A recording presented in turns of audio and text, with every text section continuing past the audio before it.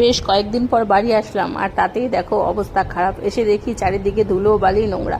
তো আমি আর তোমাদের দাদাভাই মিলে লেগে পড়লাম পরিষ্কার করতে, কারণ আজকে তোমাদের দাদাভাইয়েরও ছিল অফ ডে।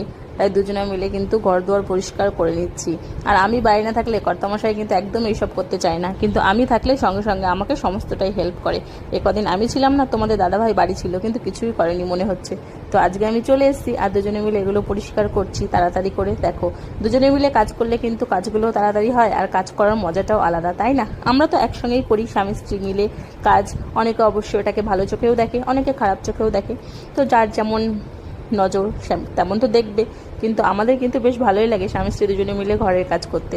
আর তোমাদের দাদাভাই আজকে ছুটি বলে একটু বেশি করেই খাটিয়ে নিলাম, সব কিছু পরিষ্কার করে নিলাম। কদিন শুধু আয়েশ করে খেয়েছে আর ঘুমিয়েছে, আজকে কিন্তু পরিশ্রম করতে হচ্ছে। মুখটা দেখো কেমন বাংলা পাঁচের মতো হয়ে গেছে। না না, এটা মজা করে বললাম, কারণ তোমাদের দাদাভাই কিন্তু সবসময় আমাকে সহযোগিতা করে, সেটা ভিডিও করার হোক কিংবা ঘরের কাজ করার ক্ষেত্রে হোক। সত্যি অনেক ভালো একটা মানুষ। তো যাই হোক, তোমাদের সঙ্গে একটু দৈনন্দিন কাজকর্ম শেয়ার করলাম। তো দেখো, ঘরটাকে আবার ঝকঝকে তকতকে করে ফেলছি যতটা সম্ভব। আর বাইরের পরিবেশটাও খুব সুন্দর আজকে, ঠান্ডা ঠান্ডা। তো ঘর পরিষ্কার করতে কিন্তু বেশ মজাই লাগছে, আমার তো দারুণ লাগছে।